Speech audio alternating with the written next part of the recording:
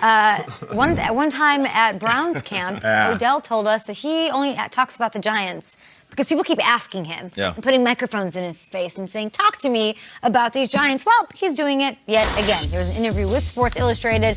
Beckham said, quote, the Giants are stuck in an older mindset, not trying to take shots, just speaking facts. This wasn't no business move. This was personal. They thought they'd send me here to die.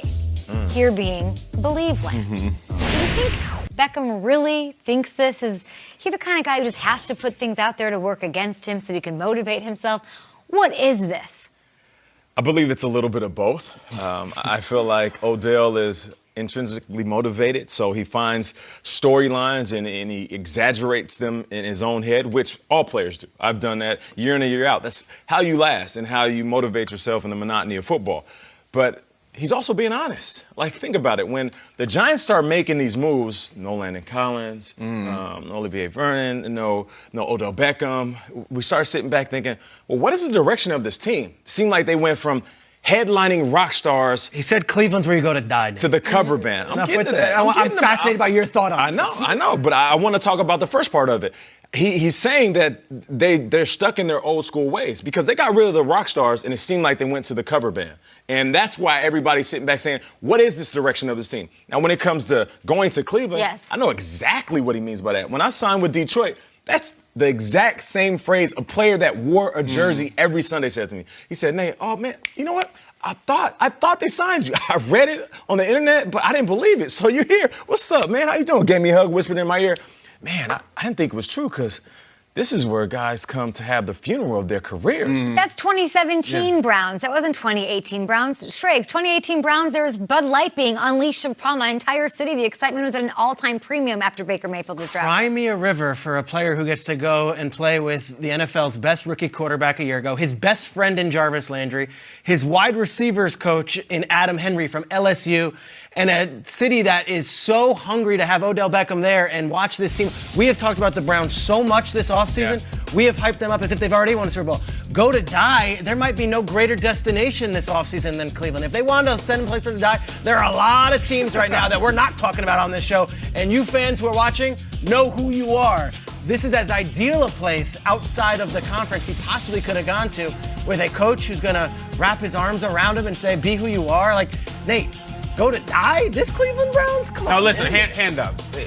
I'm a little bit no mops with this. Like I'm a little bit rolling my eyes, and I don't blame him. He was asked, and so he has an answer, and I respect that. But I really want to hear about Odell and the Browns. Like I'm kind of with Peter. Like you're sending off to the greatest situation ever. It's not like you're going to the Gulag or Azkaban. It's like, well, they could have been really hard on me and sent me to the Rams. No, it's a great. And by the way, we would have been excited about this Browns team if Odell wasn't even there. Like, there still would have been a cool thing. So, Nate, why are you looking at me like that? I've never seen that look on your face. Listen, we all feel the same way about the Browns. X's and O's, they're a legit team. Let's not be fooled. The perception of the Cleveland Browns sucks. Yes. For a long time, they were the armpit of the NFL. I don't care if they had an okay 7-8-1. Oh, whoop-de-doo. For athletes, the perception, professional. Sure. You go to Cleveland to not make the playoffs. You go to Cleveland to not have the biggest market. You go to Cleveland when you don't have better options. That's what Odell is saying. Yes, it is different, and I hope that the change is coming, and so does Baker Mayfield, Jarvis Landry, and Odell Beckham. But he's saying if you're going to trade me somewhere, trade me to a place that's an immediate Super Bowl contender. The Giants weren't thinking that. Come on now, let's keep it real. Can you think of a better scenario that Odell could have ever landed in the whole league, 32 teams? I can't. That might be true. What he's saying is when I got traded to the Browns, that isn't like going to the Patriots or the Rams. He would have had no brand at the Patriots. He would have been buried behind Tom Brady and other guys. LeBron James made Cleveland a marketing bonanza, and the Cleveland Indians are one of the best teams. Like, Cleveland is an amazing sports town. When he says they sent me there to die, like it's not a shot at Cleveland. I know it's not a shot, but it's a shot at the Giants. It's like it's made up in his belief head. Like that's exactly what I think. It's all in his head. If Odell was never traded to the Browns, we'd still be hyping and excited about the Browns. Sure, does he put them in another contention potentially of us seeing them make a deep playoff run?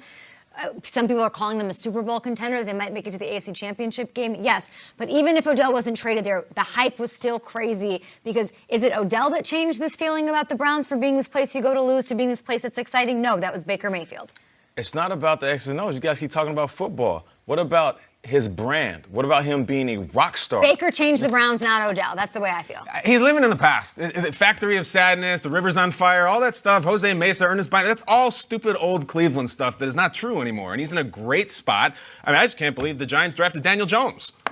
That's the take out of Cleveland. Listen, I've heard you talk about your exes and you're very transparent. It's the same thing Odell is doing. When you ask me about my ex, I'm honest. When I ask you, we're all honest about it. Why can't Odell be honest about his ex? That's all he's doing. I just want to talk about love the one you're with. You know what I mean? Let's move on. And I like that. And I'm okay with That's that. what I do. At GMFB with your tweets. Oh, guys, we've got the Cleveland at Tampa Bay this week on the network. That is your game on Friday, I do believe, 7:30 p.m. Eastern. So check that one out. We'll, of course, have highlights and everything for you guys on the Browns as we continue to argue throughout